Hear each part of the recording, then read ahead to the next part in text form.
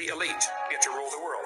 God has plans for the world, and so does Satan. Satan's plan is no people here, maybe just a few, and a one-world government. The Bible says perilous times shall come.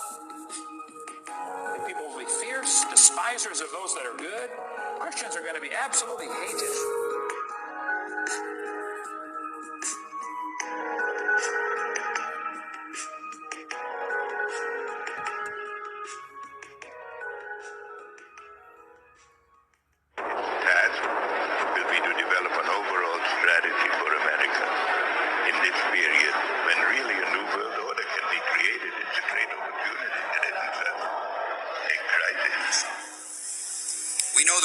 Not to the swift, nor the battle to the strong. Do you not think an angel rides in the whirlwind and directs this storm? But I do have one question. During the crisis, or any time that you're aware of, has the Federal Reserve or Treasury participated in any gold swaps arrangements? The Federal Reserve does not own any gold at all. We have not owned gold since 1934.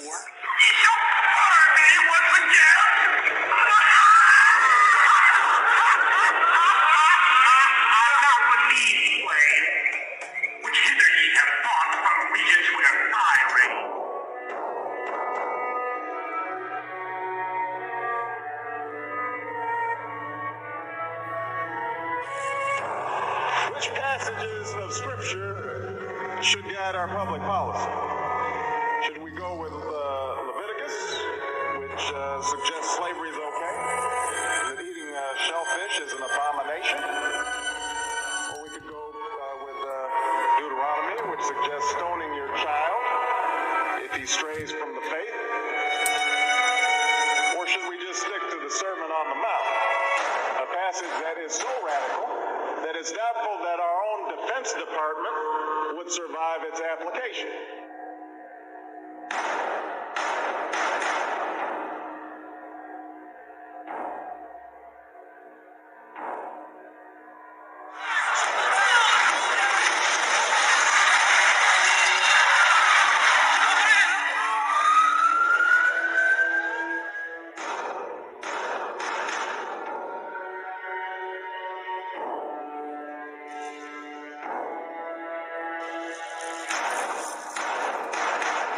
Readings have told me, for what it's worth, that some of us will be able to have ascended abilities, full-on ascended abilities, prior to the actual shift happening. So that would be very cool, because what we're expecting after 2012 is a 100 times more harmonious utopian world, where things like time travel, levitation, instant telepathy, instant healing, telekinesis are as common and as everyday as breathing. What is at stake is more than one small country.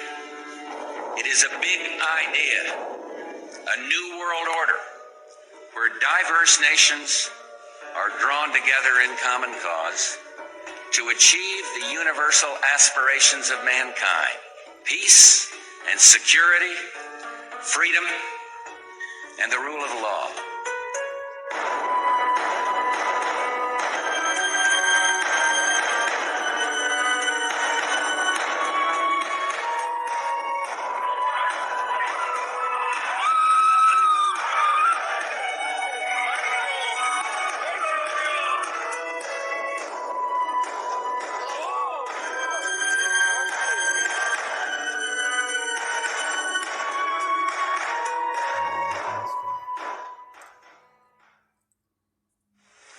I want to tell you about a few of the things that I have learned during these last 5 years of intensive research. Perhaps the most startling thing that I can share with you is that all of the conspiracy theories that you've ever heard about one world government, about the UN takeover of the world, all of those conspiracies have now been laid to rest. There's nothing conspiratorial about it. It's all published. The UN-funded Commission on Global Governance began meeting in 1992 in earnest and met for 4 years, and last fall released their final report. It is entitled Our Global neighbor. If the Bible is simply a book of myths, fairy tales, and stories, then it is disturbingly accurate in describing what we see unfolding in our current world climate. In my personal journey, I've come to the conclusion that the biblical worldview best explains the origin of evil and its many symptoms to mankind. It explains human suffering and the inescapable reality of death and decay that we experience in this world. But most importantly, it reveals why mankind has used deception as its most powerful and reliable instrument to carry out the plan set in motion by an ancient hate.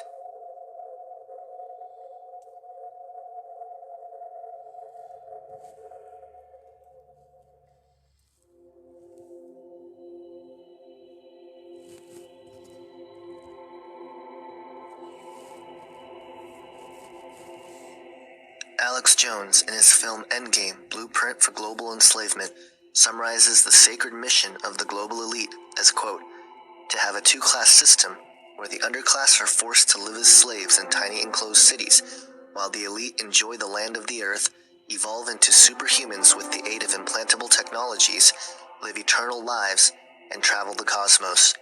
This is the promise given to the inner members of the New World Order and the agenda of the Bilderberger Group, end quote. This sacred mission of the world elite has been the primary motivation for the establishments of several layers upon layers of systems in this world. The following sectors are the major components of infiltration in this plan. They include the political, economic, military, scientific, educational, technological, and social facets, with the spiritual ideologies being the main ingredient guiding this massive deception.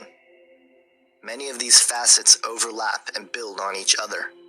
Using these various components of human society, the world elite are tirelessly working to allow the formation of a one-world currency, massive depopulation, a one-world religion, and of course, a one-world government.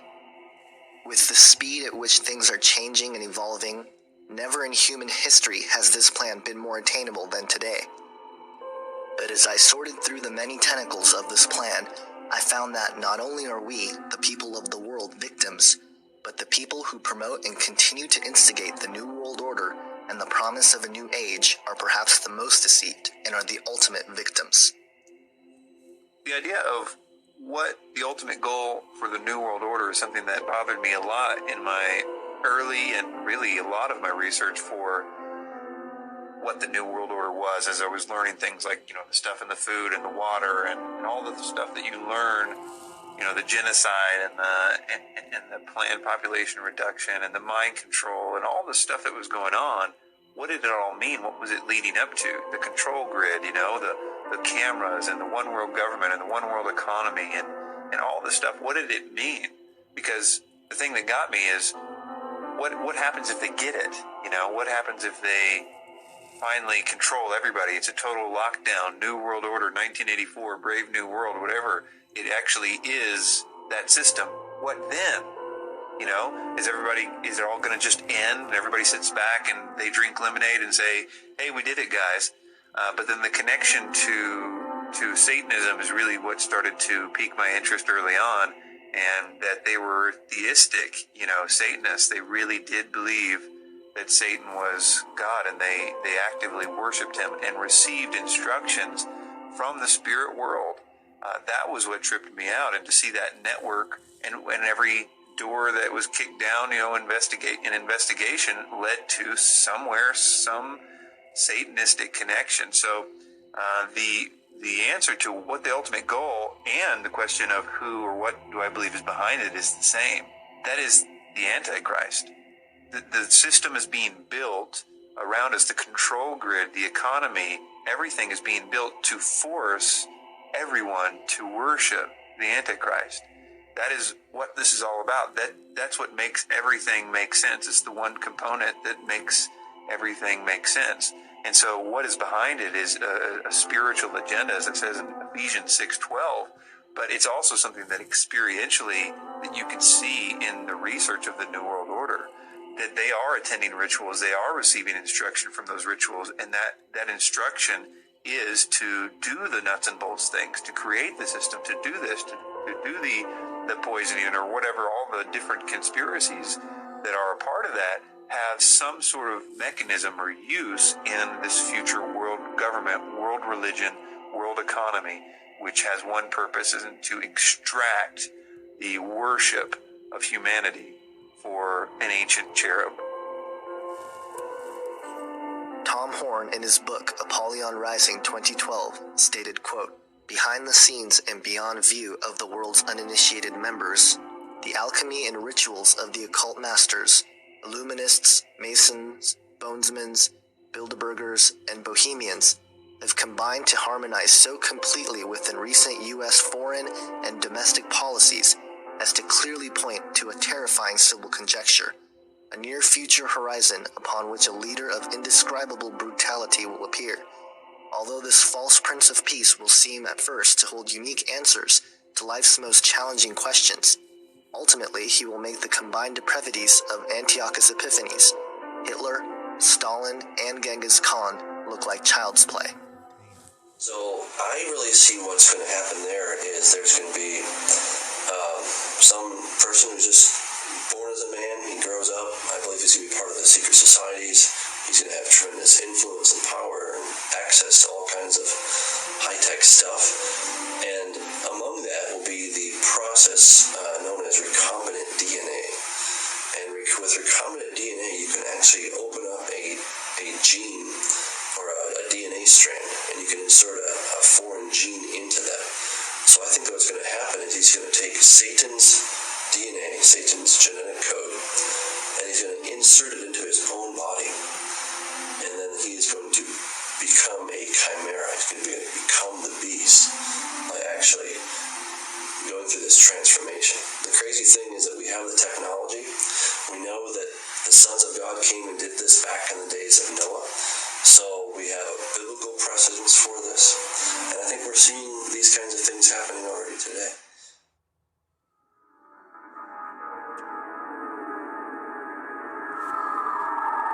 To understand the biblical worldview of the New World Order, we must first look at the fall of mankind as recorded in Genesis 3. This chapter reveals the origin of the plan, who's behind it, and where it's going. No other ancient text reveals so much about the nature of evil and its methods than the Bible, and this is where it all begins. We all know the story. Adam and Eve were created by God in the Garden of Eden. God's creation was good, and mankind was very good. God had one commandment for Adam and Eve to follow. A serpent came and tempted Eve to eat from the tree of knowledge of good and evil. This is where it all begins. Prior to this point, mankind was not susceptible to death, but Satan had other plans. The first lie ever recorded in human history comes from the mouth of Satan himself.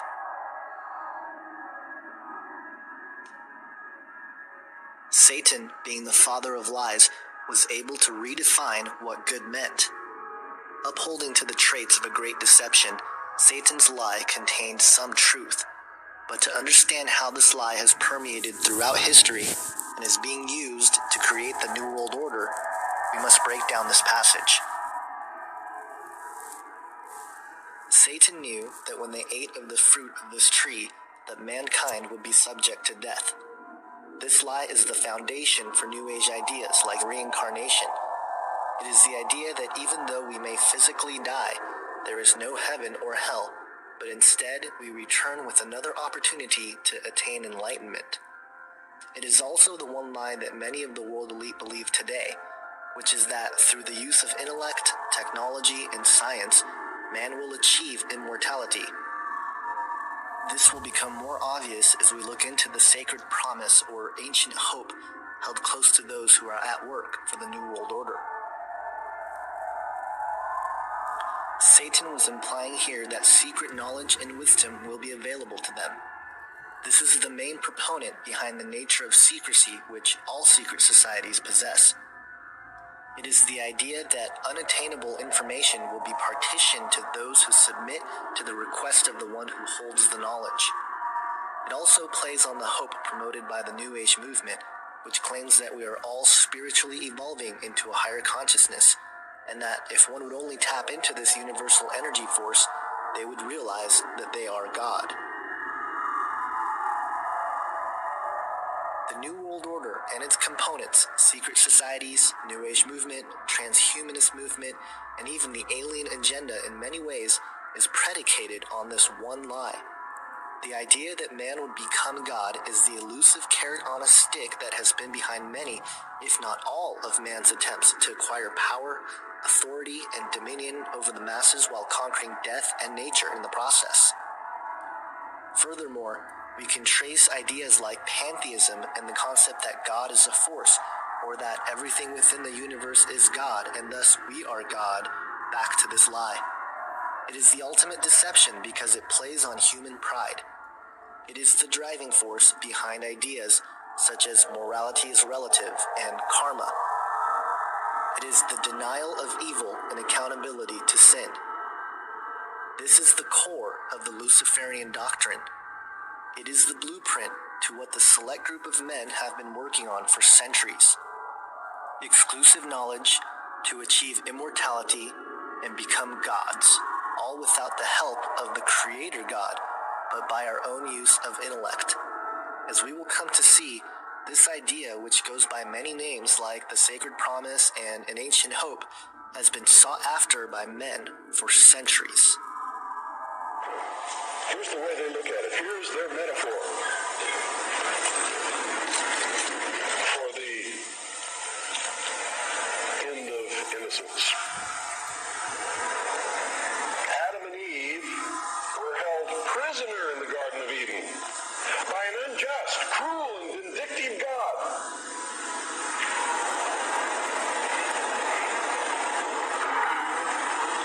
Until Lucifer, through his agent Satan, set man free from this garden by giving him the gift of intellect. Through the use of intellect, man will conquer the earth, will conquer nature, and will himself become God. It's taught in every Masonic temple in this land, every secret brotherhood, every secret society,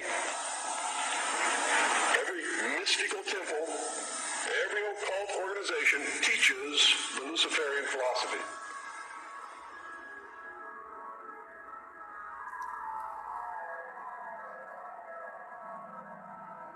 When our founders declared a new order of the ages, they were acting on an ancient hope that is meant to be fulfilled. The ancient hope, of which Bush refers to in his second inauguration speech, demonstrates that Bush, or at the very least the authors of his speech, are well aware of the plan initiated by an ancient occult hierarchy, now operating as secret societies to forge a world empire. The promise to those who help build this empire is that they will attain godhood themselves and become a part of a family of perfected human beings. Manly P. Hall, a 33-degree Freemason, an occultist, and regarded as one of the greatest authorities on the topic of secret societies and Freemasonry in particular, reveals in his book, The Secret Destiny of America, quote, "In this way, the old dream of the philosophic empire descended from the ancient world to modern time. Secret societies still exist, and regardless of the intemperance of the times, they will continue to flourish until the quest is complete. For more than 3,000 years, secret societies have labored to create the background of knowledge necessary to the establishment of an enlightened democracy among the nations of the world." End quote. Hall goes on to explain that America was not founded as a constitutional republic based on biblical principles, but rather a massive experiment of social engineering formed out of the principal visions described in Sir Francis Bacon's book, The New Atlantis, in 1627. The basic principle was that the goal of attaining human perfection and a utopia that would come with it is the ultimate plan put forth and worked on since antiquity. He goes on to say, quote, "The supreme human purpose is the perfection of man, This must come first, and when this end has been achieved, all good things will inevitably follow." End quote. These principles all stem back from what is known as the ancient mystery school teachings.